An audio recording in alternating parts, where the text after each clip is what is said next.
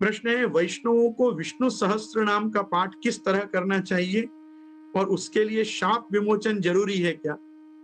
उनका प्रश्न है कि विष्णु सहस्त्र नाम रोज करना चाहिए कि नहीं, किस तरह करना चाहिए, मतलब रोज करना चाहिए कि नहीं ऐसा नहीं पूछा ना, किस तरह करना चाहिए और क्या उसके लिए शाप विमोचन जरूरी है।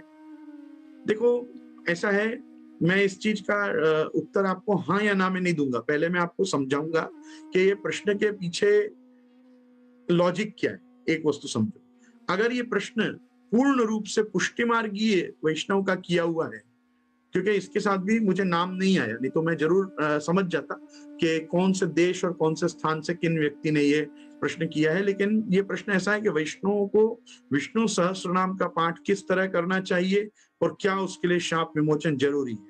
पहले एक वस्तु समझो कि श्रीमन मध्वाचार्य जी, मेरे को जहां तक स्मरण है, ये वाक्य जगत गुरु श्रीमन मध्वाचार्य जी का है, वो ऐसी आज्ञा करते हैं कि भारतम सर्वशास्त्र, सभी शास्त्रों में महाभारत सर्वश्रेष्ठ है। वो ऐसा क्यों कहते हैं? क्योंकि महाभारत शास्त्र अपने आप में त्रैवर्णिकों से इतर जो अन्य समाज के वर्ग हैं उनके भी उद्धार के लिए लिखा गया।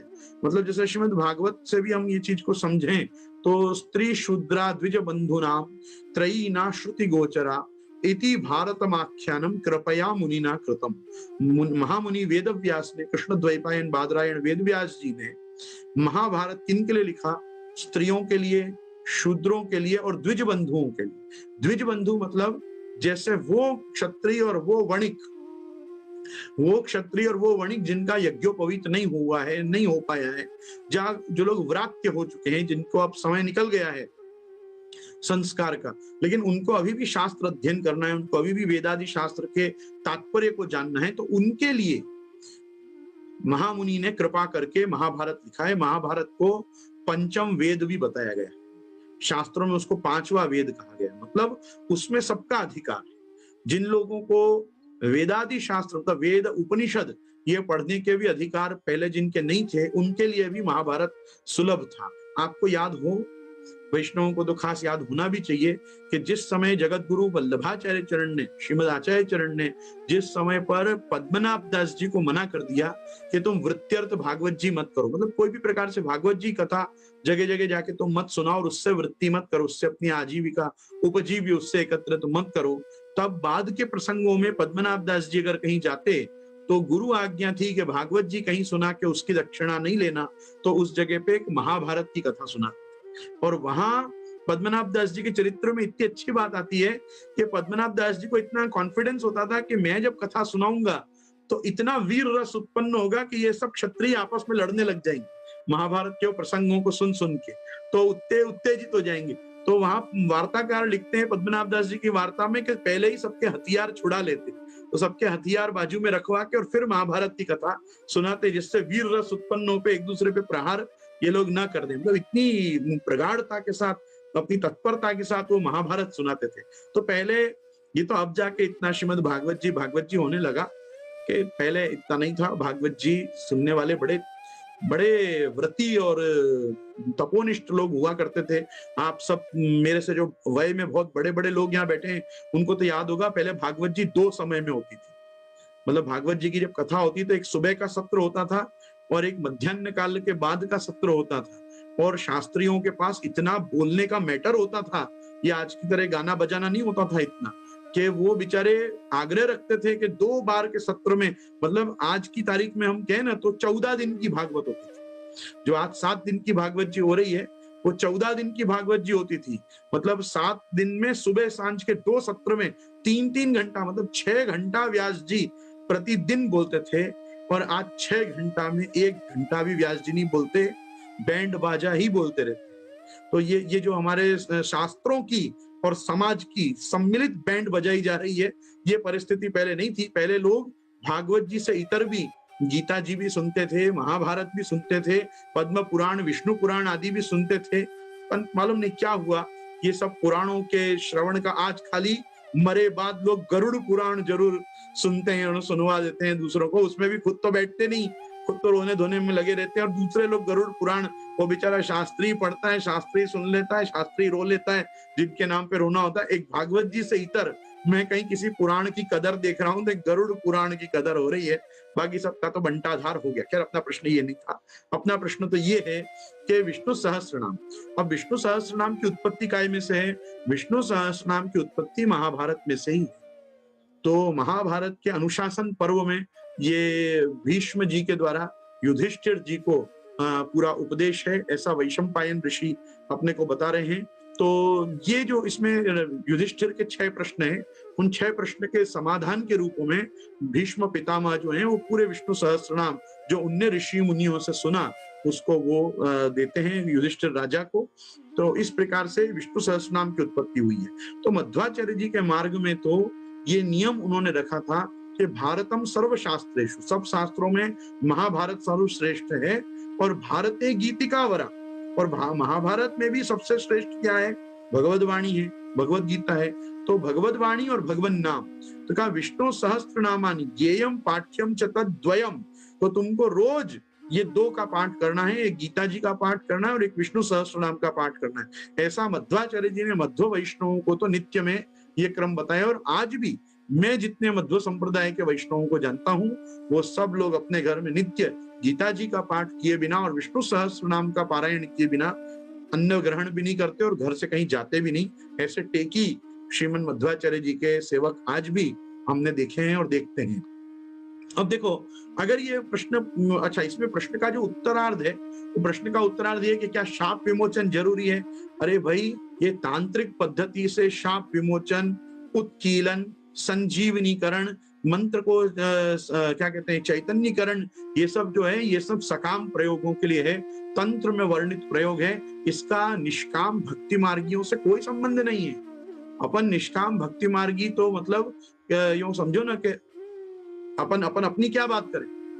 आदि शंकराचार्य मायावादी, माया मत को प्रवर्तन करने वाले, उन्होंने भी ज्ञेयम गीता नाम सहस्त्रम, ज्ञेयम गीता नाम सहस्त्रम ध्येयम श्रीपति रूपमजस्त्रम, जो उनने चरपट पंजरी का स्तोत्र लिखा है, भज गोविंदम गोविंदम भज मूढ़मते संप्राप्ते सन्निहिते काले नहीं नहीं रक्षति डुक्रंज करने, उस पूरे चरपट पंजरिका में एक श्लोक ये भी है कि ज्ञेयम गीता नाम सहस्त्रम ध्येयम श्रीपति रूपमजस्त्रम, के एक व्यक्ति को नित्य गीता जी का पाठ करना चाहिए, विष्णु के सहस्त्र नामों का उच्चारण करना चाहिए और श्रीपति भगवान विष्णु का ध्यान करना चाहिए।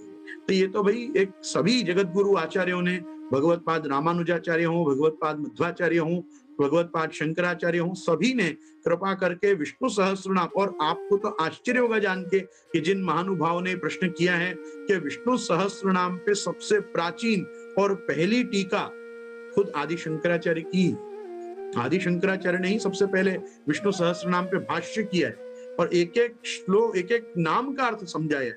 मूल में तो वैष्णवी ना, मूल में तो आदि शंकराचार्य कौन है? शंभो मूर्ति चरति भुवने शंकराचार्य रूपा, के शंकराचार्य साक्षात शंभु ही हैं, महादेव जी हैं। और महादेव जी कौन है? वैष्णवा नाम यथा शंभु, जो सबसे बड़े वैष्णव हैं वही शिव हैं, और उन्होंने ही सबसे पहले विष्णु सहस्त्र नाम की टीका की है। तो ये विष्णु सहस्त्र नाम जो है अति दिव्य सहस्त्र नाम है, सर्व वैष्णव संप्रदायों में मान्य है, और अपने यहाँ तो जो श्री महाप्रभु जी ने कृपा करी है वो अपने को स्पष्ट बता ही दिया है, पुराण पुरुषो विष्णु पुरुषोत्तम उच्यते नाम नाम सहस्रम वक्ष्यामि तस्य भागवतो धृतम। तो अपने यहाँ विष्णु सहस्त्र नाम की जगह पुरुषोत्तम सहस्त्र नाम होता है। वो अंततोगत्वा भगवान पुरुषोत्तम जो विष्णु रूप से विख्यात हैं, जो पुराण पुरुष हैं, ये उन्हीं के नाम हैं। ऐसा तो महाप्रभु जी प्रथम श्लोक में ही आप लिख दे रहे हैं। तो अगर ये प्रश्न पुष्टि मार्गी का है तो पुष्टि मार्गी के लिए विष्णु सहस्त्र नाम का जो और अति सुंदर अनुकल्प है वो विकल्प है पुरुषोत्तम सहस्त्र नाम। तो अपन पुष्टि मार्गियों को पुरुषोत्तम सहस्त्र नाम करना चाहिए। पुष्टि मार्ग एतर जो भक्त हैं वैष्णव संप्रदायों के, उनको आग्रह पूर्वक विष्णु सहस्त्र नाम का पाठ करना चाहिए। और विष्णु सहस्त्र नाम का जो पारायण है, जो पाठ है, वो भी निष्काम भाव से भगवत कैंकर्य सिद्धि के लिए, मतलब अपन प्रभु के नित्य दास बने रहें, इसलिए प्रभु के इन नामों का, सहस्त्र नामों का हम उच्चारण करें।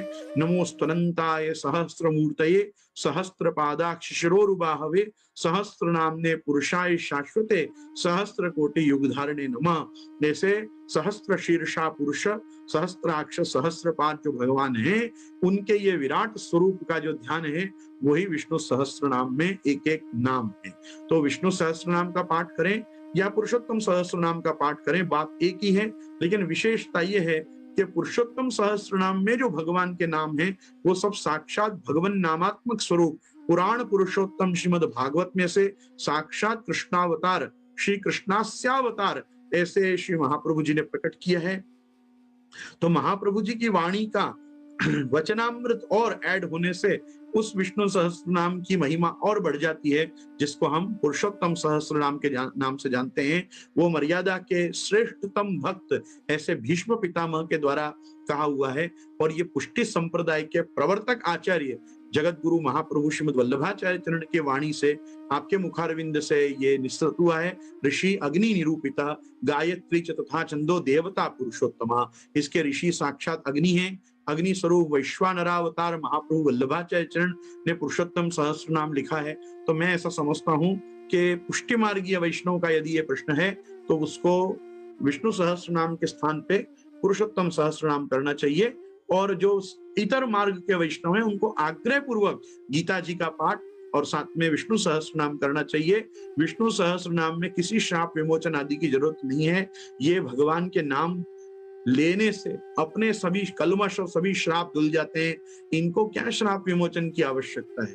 तो मुझे तो ऐसा लगता है कि भगवान के नाम ले रहे हो और भगवान के नाम का तो कैसा फल देखो। बाल रक्षा स्तोत्र जो है अपने आप पूतना के मोक्ष के बाद, पूतना के वध के बाद जो गोपी जनों ने ठाकुर जी का एक एक पहले तो गोमूत्र का प्रोक्षण किया, गाय की पूंछ ठाकुर जी पे फिराई और बाद में ठाकुर जी के नामों से ही जो ठाकुर जी का रक्षण किया, वो पूरा 10वें स्कंद के 6ठे अध्याय में हमको प्राप्त होता है, जिसको लोग बाय मिस्टेक लोग उसको पूतना कवच कहते हैं। वो पूतना कवच नहीं है, एक्चुअली उसका नाम है पूतना कवच। होता तो पूतना मरती क्यों? पूतना तो मारी गई। अविद्या पूतना नष्टा गंधमात्रा विशिष्यता। तो ये जो है वो बाल रक्षा स्तोत्र है। बाल रक्षा स्तोत्र में छल्ले बहुत सुंदर ढंग से ये कहा गया है कि अभ्यादजोंग्रिम मणिमांस्तव जानवथोरों से वो शुरू होता है और बाद में सारे गिनाए गए जितने प्रकार के उत्पात होते हैं, तो वो सब जो महोत्पाता वृद्ध बाल ग्रहाश्रय सर्वे नश्यन्तु ते विष्णु नामक ग्रहण बीरवा। कोई भी प्रकार के जो उत्पात अपने मेरे बच्चे पे हो रहे हों, इस बच्चे पे हो रहे हों, तो वो विष्णु के नाम लेने से वो सारे उत्पात शांत हो जाएं। तो कहने का मेरा तात्पर्य है कि विष्णु का नाम लेने से तो विष्णु के माथे होते उत्पात भी शांत हो जाते हैं। उनके नाम लेने के लिए किसी प्रकार के श्राप विमोचन, उत्कीलन, संजीवनीकरण, चैतन्यकरण की क्या आवश्यकता है? ये अपने आप में अपने को ये नाम चैतन्य प्रदान करते हैं, अपने में चिदानंदता डेवलप करते हैं। तो मैं इतना ही कहूंगा कि आप सब लोग भी बिना ये सब तंत्र के प्रकार में पढ़े निष्काम भाव से और केवल प्रभु के नामों का उच्चारण मैं मेरी इस जिह्वा से, हमारी इस रसना से मैं उनका आलाप करूं, बस इसीलिए ये वो कहते हैं ना, श्री वल्लभेति वरदेति दया परेति भक्ति प्रियेति भव लुंठन को विदेति नागेति नाथ शयनेति जगन्निवासे त्यालापि नाम प्रतिदिनम कुरु माम मुकुंदः। बस प्रभु इतना आप मेरे ऊपर कृपा करो कि ये मेरी वाणी बस आपके ही इन नामों का आलाप करती रहे। तो हमको तो प्रभु से बस यही मांगना चाहिए कि लौकिक वैखरी वाणी के साथ साथ जब भी कुछ दिव्यता हमारे में से आए तो प्रभु आपके नामों का ही यश, आपके नामों का ही संकीर्तन मेरे द्वारा हो। तो बस इसी के साथ में ये प्रश्न को भी यहाँ रख रहा हूँ।